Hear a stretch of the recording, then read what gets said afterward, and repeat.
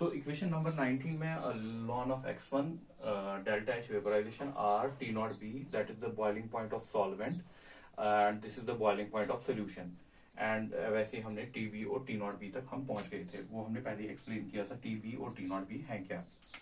But one thing यहाँ पर देख लीजिए, अब थोड़ा सा इन टर्म्स को एक्सप्लेन करते हैं, थोड़ा सा एक्सपैंड करने की कोशिश करते हैं, थोड़ा सा रफ वर्क करेंगे यहाँ पर। ये जो ln x1 होता है ना, मोल फ्रैक्शन, आपको ये भी पता है कि मोल फ्रैक्शन का sum x1 plus x2 that is equal to 1। ठीक, ये आप रफ साइड में रखेंगे ताकि आपको ये समझ आ जाए कि कैसे हो रहा है। तो हम x1 की जगह ऐसे भी लिख सकते हैं 1 minus that is x2।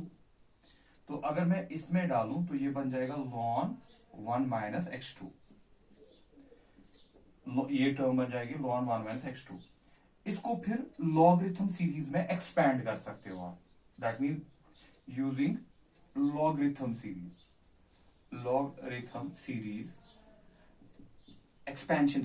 Expansion हम इसको एक्सपैंड कर सकते हैं। तो हम इसी टर्म को लिख सकते हैं, ये जो ln 1 माइनस x2 होता है, ln 1 minus x2, ln 1 minus x2, इसको आप एक्सपैंड करके ऐसे लिखते हो minus x2 by 2 factorial minus x2 by 3 factorial, that mean ये बढ़ता जाएगा, इसको आप और ज्यादा एक्सपैंड कर सकते हो। लेकिन अगर मेरा सोल्यूशन डाइल्यूट है, डाइल्यूट का मतलब कि x2 पहले ही कम है, x2 कम है, और यहां पर फिर स्क्वायर टर्म, यहां पर क्यूब स्क्वायर भी है, क्यूब भी है। अगर मेरे पास सोल्यूशन डाइल्यूट है, पूरा यहां याद रखिएगा, फॉर डाइल्यूट सोल्यूशन, जब सोल्यूशन डाइल्यूट होता है तो ये जो टर्म्स होती है ना, ये हायर टर्म्स जिसमें ये स्क्वायर हो, क्यूब हो, ये सारी टर्म्स नेग्लेक्ट हो जाती है। So this all remains minus x2, ये यहीं तक रह जाएगा, क्योंकि जब कोई चीज छोटी होती है उस पर स्क्वायर लगाएंगे, क्यूब लगाएंगे, तो वो और ज्यादा छोटा हो जाएगा, ठीक है ना। तो उससे फिर ज्यादा टर्म उस पर फर्क नहीं पड़ेगा। लेकिन ये तब है जब आपका डाइल्यूट सोल्यूशन है, डाइल्यूट सोल्यूशन में आप ये कर सकते हो, क्योंकि डाइल्यूट सोल्यूशन किसको बोलते हैं, जिसमें सोल्यूट बहुत कम होता है। तो आप x2 की दैट मीन इस सारी की जगह आप खाली लिख सकते हो माइनस x2, ठीक है। तो ये जो ln x1 है, इसको मैं डायरेक्टली लिख दूंगा किसके बराबर है, माइनस x2। लेकिन पता होना चाहिए कि हमने ये कैसे किया इसमें।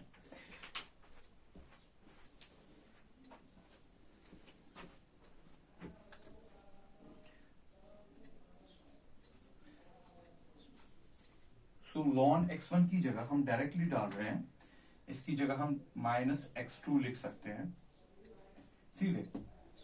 और हाँ, यहां पर एक और चेंज करेंगे, this is the boiling point of solvent, this is the boiling point of solution. Solution का ज्यादा होता है, सॉल्वेंट का कम होता है। अगर मैं इसको यहां लिखूं और इसको यहां लिखूं तो मुझे माइनस लगाना पड़ेगा। अगर मैं चेंज कर रहा हूं यहां पर,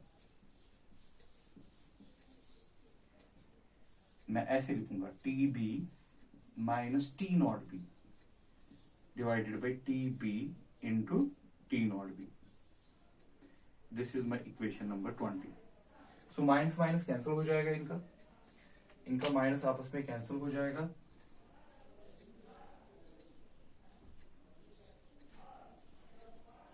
इसका माइनस कैंसिल हो जाएगा, तो क्या बचेगा, ये बचेगा खाली ये बचेगा x2 is equal to delta H vaporization divided by r T B minus T not B. Diagram पे मैंने दिखाया था वो किसके बराबर है, डेल्टा टी बी, ठीक है, that is equal to delta T B, this is T B into T not B, ठीक है। तो हमारे पास अभी तक इक्वेशन यहां तक पहुंच गई।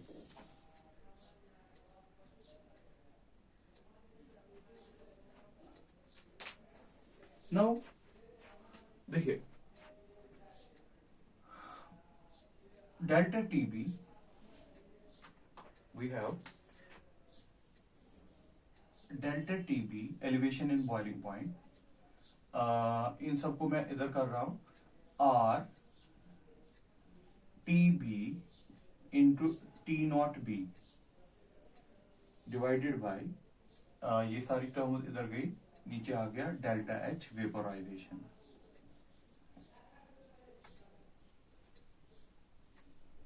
Delta H vaporization. 20 शायद आ गया था यहाँ पर। ये जो TB और T0B, this is the boiling point of solution, this is the boiling point of solvent. That mean जब हम सोल्यूट डालते हैं ना, आपने लिखा ना डाइल्यूट सोल्यूशन, दैट मीन आपने सोल्यूट बहुत कम डाला है। जब आपने सोल्यूट बहुत कम डाला है तो बॉइलिंग पॉइंट इंक्रीज हो जाएगा, लेकिन उतना भी ज्यादा चेंज नहीं होगी। तो थोड़ी देर के लिए आप यहां पर इस टर्म को समझने के लिए आप कर सकते हो कि डेल्टा TB और T0B, इनमें थोड़ा सा फर्क है, तभी तो आप डेल्टा TB लिख रहे हो, लेकिन उतनी भी ज्यादा फर्क नहीं है क्योंकि आपने सोल्यूट उतना ज्यादा नहीं डाला है। दैट मीन थोड़ी सी फर्क है। तो इसको हम इस एक अप्रोक्सीमेशन से हम TB और T0B को हम एक साथ लिखेंगे, that is T0B square. That mean जैसे कि ये दोनों लगभग लगभग बराबर, एक ही में निपटा देंगे, दैट इज T0B स्क्वायर। तो हम लिख रहे हैं डेल्टा TB और हाँ x2 भी था ना यहां पर, x2 दैट इज R, इन दोनों की जगह मैं एक ही लिख रहा हूं, T0B square delta H vaporisation, delta H vaporisation into x2। ठीक है बेटा, this is our equation number 21। ये हो गया हमारा equation number 21।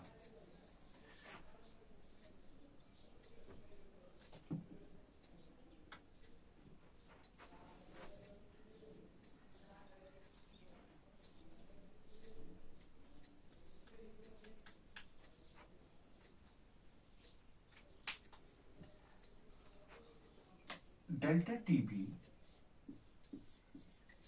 is equivalent to R into T0B square, that is the boiling point of solvent, delta H vaporization, या रहने दीजिए इसको ऐसे ही, हम यहां पर थोड़ा सा इसको देखते हैं पहले, मोल फ्रैक्शन को। आपको पता है मोल फ्रैक्शन कैसे लिखते हैं? मोल फ्रैक्शन में हम करते हैं ना, अगर हमारे पास मोल फ्रैक्शन है x2, that is mole fraction of solute, mole fraction को हम ऐसे लिख सकते हैं x2 is equal to N2 divided by N1 plus N2।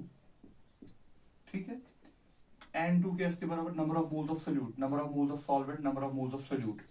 N2 को हम लिख सकते हैं W2, या N2 को हम लिखेंगे रहने दीजिए इसको N2 ही, N2, N1 को लिखेंगे क्या, W1 बाय, या हम एक काम करेंगे, अप्रोक्सीमेशन यूज करेंगे, तो हम लिखेंगे सीधे N2 bye N1। N2 is small, N2 बहुत कम है, डाइल्यूट सोल्यूशन है ना, डाइल्यूट सोल्यूशन में हम कर सकते हो। तो N2 को आपने नेग्लेक्ट किया, नीचे आपने नेग्लेक्ट कर दिया N2 को। जब डाइल्यूट सोल्यूशन होता है तो हम कर सकते हैं नीचे, ऊपर नहीं, नीचे हम नेग्लेक्ट कर सकते हैं। तो हम x2 को लिख सकते हैं सीधे N2, N1 किसके बराबर, अगर इसको देखें, this is weight divided by M1, weight divided by M1। तो हम यहां पर इसको लगा सकते हैं, इसी को कर सकते हैं, इसी को मैं कंटिन्यू कर रहा हूं, N2 W1, ठीक है, into M1, N2 W1 divided by M. This is number of moles of solute, weight of solvent. This is molecular weight of solvent.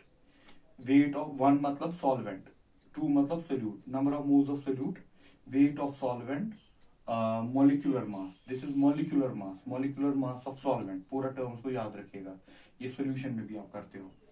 तो इसी को मैं कंटिन्यू कर सकता हूं यहाँ पर, ये कंटिन्यू में चल रहा है, ठीक। N2 by W1, इसकी जगह आप लिख सकते हो molality, number of moles of solute divided by weight of solvent. This is molality into molecular mass. Molecular mass किसका, सॉल्वेंट का। This is M, where M is, यहां पर नोट करके, where M is molality, where M is molality. M1 molecular mass, molecular mass किसका, solute का। Molecular mass sorry solvent का, M1 है ना, मॉलिक्यूलर मास ऑफ सॉल्वेंट। तो आपके पास ये जो x2 है वो निपट गया कि कहां पर m/m into m1, molality into molecular mass, ये सारी चीजें लगा के। तो इसको मैं 22 करता हूं। Substitute equation substitute equation 22 into 21, equation 21, तो क्या बनेगा, that is x2 is equal to r था आपके पास, और था T0b का स्क्वायर, और था नीचे आपके पास डेल्टा H वेपोराइजेशन। अब x2 की जगह क्या लिखेंगे आप, x2 की जगह आप लिखेंगे ये m इंटू m, m1 में पहले लिखता और m को बाद में, मोलालिटी, ठीक है। तो ये होगी आपके पास सॉरी यहाँ पर था हमारे पास डेल्टा टीबी, ये होगी हमारे पास इक्वेशन की जिसमें आपका एलिवेशन इन बॉइलिंग पॉइंट किस किस पे डिपेंड है।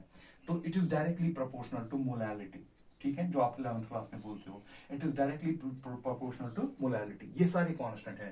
This is the gas constant, boiling point of solution, molecular mass of solution, enthalpy of vaporization. और अगर आपको याद भी होगा आप इसको शॉर्ट में ऐसे लिखते हो, 12th क्लास में आपने किया होगा, तो आपने शॉर्ट में इसको लिखा होगा ऐसे, delta TB is equal to, ये सारी जो टर्म है ना, that is equal to K B into M. ये के बी क्या है, इसको हम वहां पर मोलर एलिवेशन कांस्टेंट बोलते हैं, एलिवेशन कांस्टेंट।